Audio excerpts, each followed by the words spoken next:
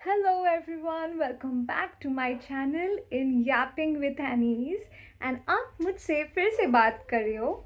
मुझसे मतलब एनी से। ओके, तो आज मैं एक इम्पॉर्टेंट चीज़ के ऊपर बात करना चाहती हूँ जो है फॉरगिविंग और फॉरगिवनेस।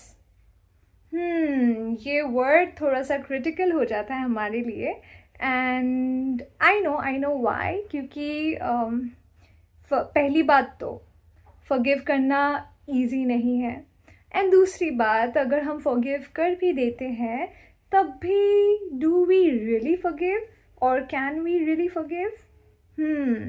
इसके ऊपर बात करना बहुत इम्पॉर्टेंट है और ये वाला जो थॉट है ये मुझे कल आया जब वो मेरे 5th एपिसोड में मैं बात कर रही थी अबाउट फॉरगिवनेस और जिसके साथ ग्रेटफुल के बारे में मैं बात कर रही थी।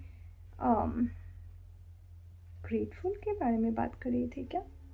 नहीं, उसके लिए आपको भी देखना पड़ेगा मेरा 5th एपिसोड। एनीवेज, तो फॉरगिवनेस का बात जो है ये है कि फॉरगिव करना इतना आसान तो है नहीं, लेकिन अगर आप इस कला को इसको मैं कला ही बोलना चाहती हूँ क्योंकि ये एक कला है, लेकिन आपको ये ध्यान रखना पड़ेगा कभी कभी हमें पता नहीं होता है लेकिन हम सोचते हैं कि हमने उनको फॉरगिव कर दिया या क्योंकि हम अपने दिल पे बात नहीं रखना चाहते हैं इसीलिए हम किसी को फॉरगिव कर देते हैं।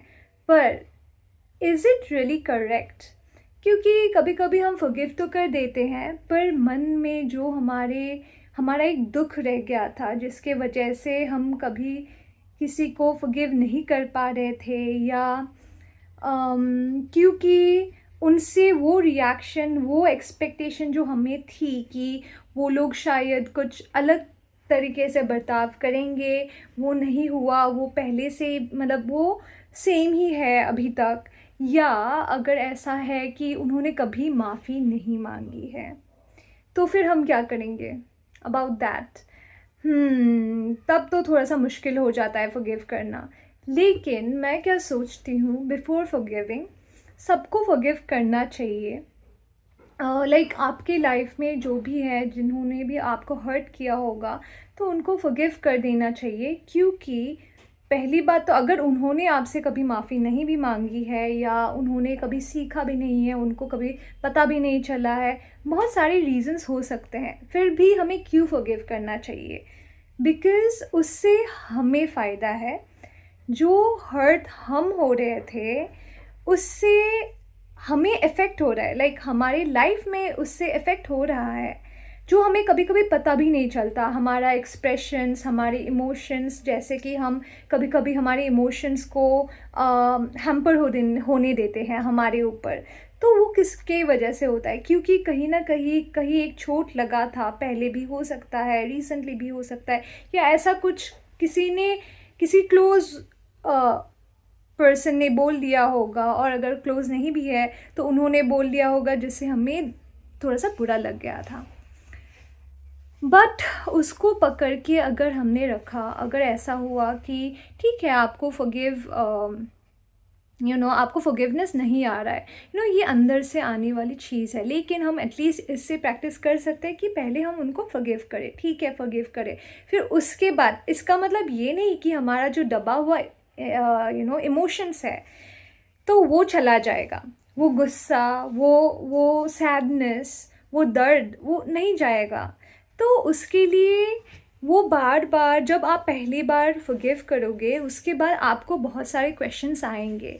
For that you have to keep on you have to keep on feeling it and letting it surface to your physical form, yeah, in your mentality. What I mean to say is that अगर वो कभी कभी surface हो जाता है, वो emotion ऐसा होता है कि वो आ गया, ऊपर आ गया, कि अभी आपको पता नहीं चल रहा है ये क्यों हो रहा है, तब you always have to obviously think about it, थोड़ा सा काम होके ही बैठना पड़ेगा। और अगर नहीं भी आया तब भी you have to dig in the holes that we have long back बोलते हैं ना, वो मिट्टी पाया था पहले ही, तो the holes that we have already long back, put the mud on, we have to go back there and think about it. And then अगर उतना वो करने के लिए आपको ऐसा होना पड़ेगा कि आप लोग को बहुत ज़्यादा ही सेल्फ अवेयर होना पड़ेगा। पर पहले फॉरगिवनेस, आई थिंक अगर आपको नहीं करना है किसी को फॉरगिव, मत करो। तभी नहीं आ रहा है फॉरगिवनेस, मत दो कभी किसी को फॉरगिवनेस, लेकिन खुद को माफ़ करो। खुद को इसलिए माफ़ करो कि ठीक है, मुझे बुरा लग रहा है कि उन्होंने कुछ ऐसा किया, पर मैं झेल रही हूँ उसको, मैं उनको माफ़ नहीं कर रही हूँ, पर मैं खुद को माफ़ कर रही हूँ कि मेरे साथ ऐसा हुआ। ये करने से डायरेक्टली ये होता है कि किसी और के ऊपर जो आपका एक था कि वो मुझे वो मुझे माफ़ी मांगेंगे तभी मैं फॉरगिव कर सकती हूँ, लेकिन या सकता हूँ, लेकिन वो आपका चला जाएगा। पहली बात तो आप खुद को खुद ही फॉरगिवनेस दो कि ठीक है, उन्होंने जो भी किया है वो उनके ऊपर है, वो ऐसे हैं नहीं है वो नहीं पता, वो आपको तभी फिगर आउट करना पड़ेगा। पर अगर वो ऐसे हैं तो ठीक है, वो ऐसे ही हैं, या अगर उन्होंने हीट ऑफ द मोमेंट बोल लिया, तभी ऐसे ही बोल लिया था, तो फिर ठीक है, उसको आप समझ लो। उनको माफ़ करना ज़रूरी नहीं है, लेकिन खुद को माफ़ करना ज़रूरी है। I don't know if this makes sense, क्योंकि it does make sense, but I don't know if I am being able to completely say what I want to say, but मैं try कर रही हूँ कि मैं portray करूँ। और हाँ, वही खुद को माफ़ करो, you have to be healthy, आपको mentally भी healthy रहना है, आपको future में भी आप अपने लिए ही सोचना है। तो फिर आई फील अभी के लिए वही मैं बोलना चाहती हूँ कि डायरेक्टली आप किसी को फॉरगिव करो या ना करो, लेकिन ये भी फॉरगिवनेस ही है कि आप खुद को माफ़ कर रहे हो। एनीवेज़, यही था मेरा तो बोलने के लिए आज, और मैं थोड़ा सा बोल सकती हूँ अबाउट इट, पर क्योंकि मैं बहुत छोटा छोटा रख रही हूँ अपना पार्ट्स, तो फिर मैं थोड़ा सा ही बोल रही हूँ। अगर बाद में मुझे ऐसा लगा कि I should talk more about it, then I will definitely share with you all. Okay, for that's it for today, and I hope I have not said much, but I'll have to check that out. Okay.